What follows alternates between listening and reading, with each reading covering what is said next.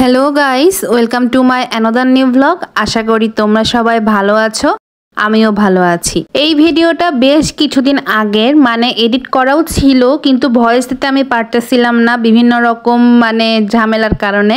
যাই হোক, আজকে বসেছি এটাতে ভয়েস দেওয়ার জন্য। তো আমার ননদের অ্যাডমিশন পরীক্ষা ছিল আর কি, রাজশাহী বিশ্ববিদ্যালয়ে সিট পড়েছিল। তো আমরা ওকে নিয়ে সেদিন গিয়েছিলাম, আর এটা আমার রাজশাহী বিশ্ববিদ্যালয়ের প্রথম যাওয়া। আর গিয়ে তো আমি ওদের যে গেটটা ছিল, গেটটা দিয়ে আমরা ভেতরে ঢুকে গেলাম। আর রাস্তায় এত সুন্দর পাতা পড়েছিল, এই রাস্তা দিয়ে হেঁটে যেতে আসলে খুব ভালো লাগছিল, মানে একটা অন্যরকম ভাইব লাগতেছিল আর কি। তো যাই হোক, এই রাজশাহী বিশ্ববিদ্যালয় রাজশাহী জেলায় অবস্থিত বাংলাদেশের দ্বিতীয় প্রাচীন বিশ্ববিদ্যালয়। এটি একটি সরকারি স্বায়ত্তশাসিত গবেষণা বিশ্ববিদ্যালয়। 1953 খ্রিস্টাব্দে 6 জুলাই এটি প্রতিষ্ঠিত হয়। রাজশাহী বিশ্ববিদ্যালয়ের বর্তমান শিক্ষার্থীর সংখ্যা প্রায় 32,000-এর মতন। আর প্রাচ্যের ক্যামব্রিজ খ্যাত এই বিশ্ববিদ্যালয়টি রাজশাহী বিশ্ববিদ্যালয় রেলওয়ে স্টেশন ও ঢাকা রাজশাহী মহাসড়কের পাশে রাজশাহী শহর থেকে 5 কিলোমিটার দূরে অবস্থিত। আমরা চেষ্টা করছি পুরো রাজশাহী বিশ্ববিদ্যালয়টাই কভার করার। অনেক ফুটেজ আমরা নিয়েছি, আস্তে আস্তে আমি ডিটেলসগুলো বলবো। আমি যেহেতু ওই দিন ফার্স্ট গিয়েছিলাম, আমি চারদিক খালি তাকিয়ে তাকিয়ে দেখছিলাম রাজশাহী বিশ্ববিদ্যালয়ের অপরূপ সৌন্দর্য। আসলে এই বিশ্ববিদ্যালয়ে যদি কখনো কেউ চান্স পায়, তার লাইফ আসলেই আমার মনে হয় যে একদম সেট হয়ে যাবে। আর কিছু না হোক, ভার্সিটির লাইফটা অনেক এনজয় করতে পারবে। প্লাস বিশ্ববিদ্যালয়টা আসলেই অনেক সুন্দর ছিল। আমরা তো তাও বাইরে থেকে দেখেছি, ভিতরের তো আমরা কিছু দেখতে পাই নাই, বাট বাহিরেও অনেক সুন্দর সুন্দর ভাস্কর্য ছিল। আর আমরা যে বিল্ডিংটা সামনে আছি, এই বিল্ডিংটা রবীন্দ্র ভবন। আমার ননদের সিট পড়ছিল এই বিল্ডিংটারই ভেতরে। তা আমরা ওখানে গিয়ে অনেকক্ষণই দাঁড়িয়েছিলাম। মেইনলি ওখানে অনেক স্টুডেন্ট ছিল, সবাই পরীক্ষা দিতে আসছিল। আর ওখানকার দেওয়ালগুলোতে অনেক কিছু লেখা ছিল, এখানে যে বিভিন্ন ডিটেলস প্লাস কত সালে এই বিল্ডিংগুলো হয়েছে, সব রকম ডিটেলস, প্লাস বিল্ডিংয়ের ভেতরে কোথায় কেমন কি আছে সব কিছুর ডিটেলস দিয়ে একটা ম্যাপও করা ছিল। তো যাই হোক, অনেক সুন্দর ছিল এই বিল্ডিংটা। আর আমরা বাহিরে দাঁড়িয়েছিলাম ওদের কখন ঢুকার সময় হবে সেই সময়ের জন্য।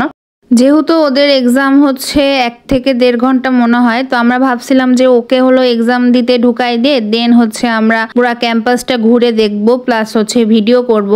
আর তোমরা দেখতেই পাচ্ছ এখানে বিরাট একটা লাইন হয়েছে, মোট 3টা লাইন হয়েছিল। তো যাই হোক, ওকে আমরা এক্সামের হলে ঢুকিয়ে দিয়ে বের হয়ে গেলাম ঘোরাঘুরি করতে। আর এই দেখো, এখানে একটা ছবি, এনার নাম আমি ভুলে গেছি, বাট এনার সাথে আমি একটা ছবি আপলোড করছিলাম।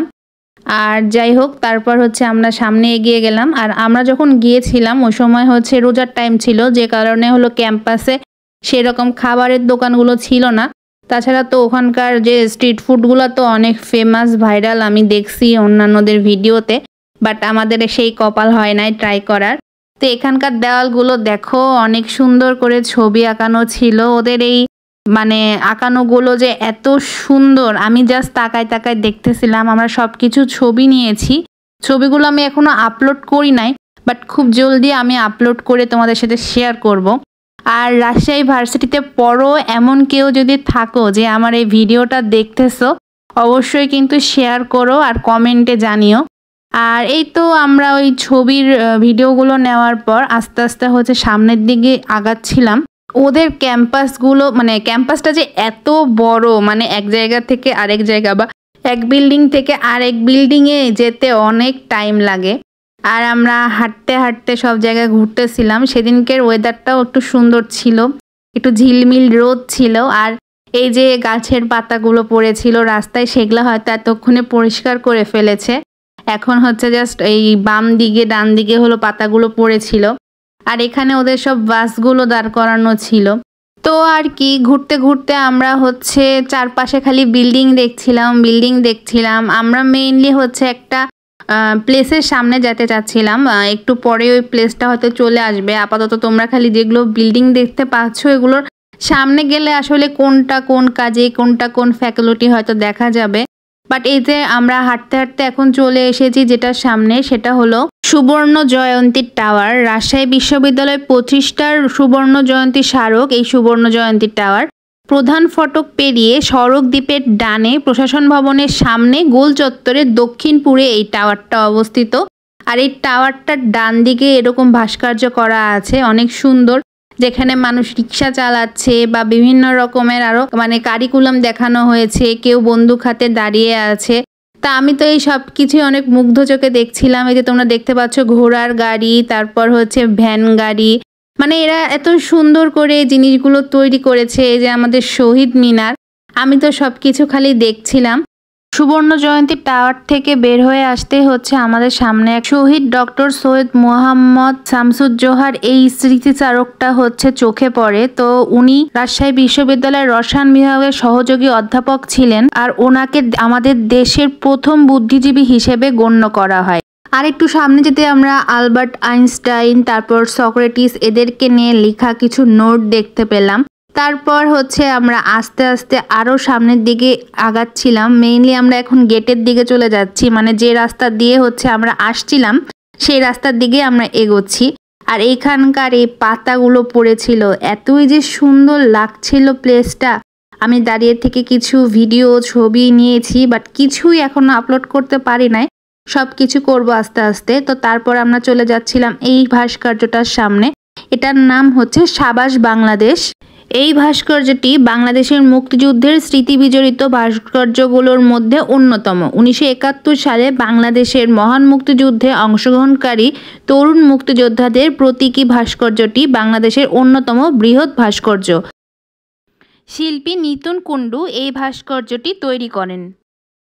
এই ভাস্কর্যটির পাদদেশে একটি মুক্ত মঞ্চও আছে। তো ওখানে এত রোদ ছিল, প্লাস ওই জায়গাটা অনেক ধুলা ছিল, যে কারণে মাথায় কাপড় দিয়ে আসতেছিলাম। তারপর এখানে এসেও আমি কিছু ছবি ক্লিক করি, যেহেতু রাজশাহী ইউনিভার্সিটি কেনে লেখা। তো তারপর আবার হাঁটছিলাম, আর এই রাস্তায় আমি একটা রিল তৈরি করেছিলাম, এত সুন্দর পাতা পড়ছিল। তো এই তো আমি হচ্ছে কিছু রিল ফলো মি এখানে করছিলাম। দেন হচ্ছে আমরা একটু বের হয়ে গেছিলাম, মানে হচ্ছে একটু রাজশাহী শহরের ওইদিকে চলে গিয়েছিলাম যে কিছু কেনাকাটা করবো। আর রাজশাহী শহরের তো এই লাইট গুলো অনেক ফেমাস। যাই হোক, এটারও একটা ছবি রিল আমি এর আগে শেয়ার করছি অলরেডি। আর আমরা রিক্সা করে ঘুরছিলাম আর গ্রিন সিটি রাজশাহী দেখছিলাম। রাজশাহী শহরটা আসলেই সবুজে ভরা, দুই দিকে হচ্ছে এরকম সবুজ গাছপালা লাগানো, দেখতে দারুণ লাগে। বাজারে কেনাকাটা শেষ করে আমরা আবার ক্যাম্পাসে চলে আসি, যেহেতু আমার ননদের এক্সাম শেষ হয়ে যাবে, তো টাইমের মধ্যে যেতে হবে। আর ওর কাছে তো ফোনও নাই যে কথা বলতে পারবে। তো আমরা হচ্ছে এই রোডটা দিয়ে যাচ্ছিলাম, মেবি এটাই সেই রাজশাহীর হচ্ছে প্যারিস রোড। এই রোডটির ভিডিও ছবি আমি অনেক দেখছি রাজশাহীর মানুষদের হচ্ছে টাইম লাইনে। যাই হোক, আমিও সেদিনকে প্যারিস রোড দেখলাম, বাট হচ্ছে আমার অবস্থা খুবই কাহিল ছিল, মানে রোদে গরমে হচ্ছে একদম ঘেমে কালো হয়ে গেছিলাম। তো সেরকম ছবি টবি তুলতে আর পারি না এই প্যারিস রোডে, বাট হাঁটাহাঁটি করছিলাম আর প্রকৃতির সৌন্দর্য দেখছিলাম। এখানে আশপাশে অনেক মানুষ বাঁশি বাজাচ্ছিল, কয়েকটা দোকানপাটও বসেছিল ব্যাগের। তারপর আমরা হাঁটাহাঁটি করতে করতে শহীদ বুদ্ধিজীবী স্মৃতিফলকের সামনে চলে আসলাম। আর এটা রাজশাহী বিশ্ববিদ্যালয়ের কেন্দ্রীয় গ্রন্থাগারের কাছে অবস্থিত। এখানে বঙ্গবন্ধু সহ শহীদদের স্মৃতিফলক আছে, তোমরা দেখতেই পাচ্ছ ভিডিওতে। আর এখানেও কিছু ছবি ভিডিও করা শেষে আমরা দেখলাম আশপাশে হচ্ছে অনেক সুন্দর সুন্দর এই ফুলগুলো ছিল, এই ফুল গাছগুলো সুন্দর লাগছিল। তো আমরা এখানে একটু ভিডিও করি। আর আশেপাশে তো স্টুডেন্টরা সব বের হয়ে যাচ্ছিল, সবার হয়তো পরীক্ষা শেষ, তাই আমরা তাড়াতাড়ি হাঁটতে হাঁটতে চলে যাচ্ছিলাম ওই রবীন্দ্র ভবনের সামনে, কারণ আমার ননদ তো ওখানেই পরীক্ষা দিচ্ছিল। আর এই তো আশপাশে আরো অনেকগুলো বিল্ডিং ছিল। তারপর আর কি আমরা হাঁটছিলাম আর আশপাশ দেখছিলাম, কতই না সুন্দর এই রাজশাহী বিশ্ববিদ্যালয়। এখানে দেখো ব্যাগের দোকানের কথা বললাম, অনেকে ব্যাগ ট্যাগ কিনছিল। আর একটু সামনে যেতে তোমরা এই দেখো কেন্দ্রীয় গ্রন্থাগার দেখতে পাচ্ছ, এটাই রাজশাহী বিশ্ববিদ্যালয়ের কেন্দ্রীয় গ্রন্থাগার। তো তারপর গ্রন্থাগার দেখা শেষ করে এখানে একজন বাঁশি বাজাচ্ছিল, তার বাঁশির সুর শুনছিলাম আমরা। আর চলে গেছিলাম আমরা একদম রবীন্দ্র ভবনের সামনে, কারণ কি ওখান থেকে তো আমার ননদ পরীক্ষা দিয়ে বের হবে। তো আমার আজকের ভিডিওটা তোমাদের কেমন লাগলো কমেন্টে জানিও। সবাই ভালো থেকো, আজকের মতন টাটা।